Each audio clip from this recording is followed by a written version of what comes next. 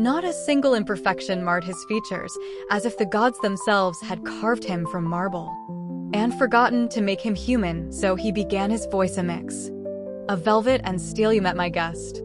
What did you think, Serena? Lowered her gaze, bowing slightly. He was generous to me, as was your Majesty, for choosing me as his slave. A flicker of curiosity, or was its suspicion, crossed Darius' face, and that is all you have to say? He probed lightly. His Majesty's guest has requested my presence again tonight, she answered softly, keeping her head down. Darius moved closer, his presence almost predatory. Will you go? He asked, his smile mocking. If it pleases your Majesty. I'm indifferent to whether you or another entertains that thing, he said dismissively. You. Serena couldn't hide her reaction to the word thing. Darius noticed us. My choice of words disturb you, slave? He leaned in. What word would you use to describe such a horrid beast? The room tensed. Your Majesty may of course use whichever words he pleases. Serena responded carefully. A heavy silence followed, then impulsively she added, although even beasts are allowed to be heard. Respect, the beta gasped, and Birdie paled. Respect? Darius sneered, his pupils narrowing. That beast is a dark stain upon my castle. I'll owe enough respect by keeping him alive and fed. Serena bowed lower, staying silent as Darius circled her, each step measured. The gown, the jewels. Return them to Birdie, he ordered. Everything in this castle belongs to me, and am going to be, and I will not allow a mere slave such luxury. She nodded, her voice caught in her throat. And should you speak to anyone of the beast, he continued, his voice a threatening whisper, I will know, and I will have you killed immediately. Do you understand? Yes, your Majesty, she murmured, bowing again. He studied her a moment longer, then dismissed her with a wave. Get her out of my sight. Serena alone. My love. Is there? Nor is there in the neither. A feast was laid out, and she told stories until the candles burned low. What tale do you have for me tonight? The beast would rumble, settling his massive form across from her. She would weave her stories, always careful to leave them unfinished. And then he would press as she paused. Tomorrow, she would promise with a hint of a smile. By day, her life was altogether different. Though permitted to sleep later than the others, by noon, she was on her knees scrubbing floors, her fingers raw from lye soap and cold water. Missed a spot, Birdie would say, pointing to an invisible imperfection. Start again. The other servants avoided her, their initial curiosity having curdled into something uglier. Disease carrier, whispered a kitchen maid. That's why she's still alive. She thinks she's alive. She's better than us now, an older servant muttered. The king's whore, suggested another. Serena bore their words in silence. Being alone was nothing new. She'd been isolated her entire life. Occasionally, she would encounter King Darius in the corridors. Sometimes he ignored her entirely. Other times, his perfect lip would curl in disgust. Still alive, I see, he remarked once. My guest must have peculiar tastes. The servants whispered about him constantly, their voices hushed and fearful. He killed his own father, they say, an elderly gardener confided to another. I heard it was his mother who died first, came the reply. More rumors circulated, of rivals who challenged him and were never seen again, of servants executed for trivial errors. True or not, fear of Alpha King Darius permeated every corner of the castle. The king's wife, Darius, was a woman. Her days weren't pleasant, but her nights, Serena grew to almost enjoy. Though after weeks of borrowed tales, her repertoire began to run thin. I'm not sure I have a story tonight. She admitted one evening. The beast tilted his head. You always have a story. Serena hesitated. The books she'd read in her village had been very limited. Her father disinclined to spend any money on more. I could perhaps tell you one of mine, she suggested. Yours. The beast went still that night. Began a transformation in their relationship. No longer was she merely reciting tales, she was creating them, and the beast was her first true audience. He questioned plot holes, debated character motivations, suggested unexpected twists, but why would the princess trust him after he was so cruel to her, he challenged. One night, because sometimes Serena replied, we see beyond what others have done. To who they truly are, the beast grew quiet at that. And you believe that people can change so fundamentally? I believe people can reveal who they truly were all along, Serena said softly. Sometimes cruelty is just armor. His golden eyes studied her intently. You speak as if you know something of armor yourself. She did. The armor of indifference she'd worn when her mate cast her aside, the armor of resignation when her father offered her up like damaged goods, but she only smiled and continued her tale, consulting not for the perfect example, but herself instead. But Robin was equally a macho soul in her present for those who hesitated for impossible or typical effect. And animals, the beast constantly stopped their singing from after music delayed enough to have her Neo self-conscious to one about their conversations grew deeper, stretched from sunset until the early hours before dawn. Sometimes she would catch herself laughing at his dry observations. Sometimes he would growl in pleasure at a particularly clever turn of phrase. I have something for you, he said, rising. For you, he said, rising from his chair. He led her through a door she'd never noticed before, revealing a circular chamber lined floor to ceiling with books, a writing room, and had before hoped for the next morning a Vermsnia das. You should understand, we actually had listened to those who keeping a Garsuland okay and be careful in the PR journey that lastly hopefully en nas cross. Christina's getting a kid so arrogant her body got worried about charity or something else, because he never considered her members as a nurse. The gross revealing a circular chamber lined floor to ceiling with books. A writing desk sat by the window, stocked with fine parchment, quills, and ink. A library, Serena breathed, turning in a slow circle. For me? You mentioned your father wouldn't buy you books, the beast said, almost shyly. I thought, perhaps you might like to read new stories. Write your own. Tears pricked her eyes. No one had ever given her such a gift. Thank you, she whispered. From that night forward, their discussions became even richer. She would read during the day when her duties allowed, and at night they would debate philosophy, dissect character arcs, argue over plot devices. Your heroine is too forgiving, he said one evening as she read from a story she'd written. No one forgives so easily. Perhaps she's learned that holding on to anger hurts her more than the person who wronged her, Serena replied. Or perhaps she's afraid of being alone again, he countered gently. She looked up, startled by his insight. Maybe both. The beast leaned forward in his chair. Tell me about her, about why forgiveness comes so easily to someone who's been hurt. Serena set down her pages, her throat tight. She was cast aside by someone who was supposed to love her, told she was broken, worthless. When someone finally shows her kindness, she's terrified of losing it. Why was she cast aside? The question hung in the air. Serena's hands trembled slightly as she folded them in her lap.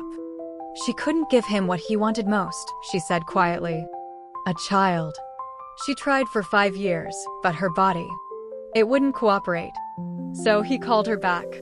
He called her defective and sent her back to her father like a broken tool. The beast's sharp intake of breath made her look up. His golden eyes blazed with something fierce and protective. He was a fool, he said, his voice rough with emotion. To cast aside someone so precious for something beyond her control? Was he? Serena asked, tears threatening. In our world, what is a woman who can't bear pups? What purpose? What purpose does she serve? What purpose? The beast rose, pacing to the window. She tells stories that make the darkness bearable. She sees past monster to the soul within. She brings light to places that have known only shadow. Serena wiped her eyes. At least you won't want to marry me now, I imagine, she said with a broken laugh. Now that you know I'm truly as defective as they say. The beast whirled around, his massive form trembling with intensity. Serena, I would count myself the most fortunate creature alive if you would have me. Child or no child, you are. He stopped, as if catching himself before saying too much. You are worth more than A kingdom of queens who possess everything but your gentle heart, he finished. Quietly, heat flooded Serena's cheeks, her heart hammering against her ribs. No one had ever spoken to her with such fervor, such conviction. I don't. She stammered, looking away from his burning gaze. Her hands fidgeted with the hem of her gown, and she felt suddenly acutely aware of every inch of space between them. You don't have to say such things to be kind. I'm not being kind, he said, his voice rough with emotion. Being honest, she ducked her head, overwhelmed by the weight of his regard, by the way he looked at her as if she were something precious, rather than broken. For perhaps the first time, Serena was happy. The castle that had seemed a prison now felt close to her heart, and she felt like she was in a prison of her own, and she felt like she was in a prison of her own, and she felt like she was in a prison of her own, and she felt like she was closer to a sanctuary. Only one shadow darkened her contentment, a question which came every night. Will you be my wife? And each night shed reply, I am held by those who cannot touch me, broken by those who never speak me, and kept by those who never sought me. Kings command me, but I command fate. What am I? At first she had feared the consequences of her subtle refusal. Now what truly haunted her were those intelligent golden eyes flashing raw with anguish at her subtle refusal.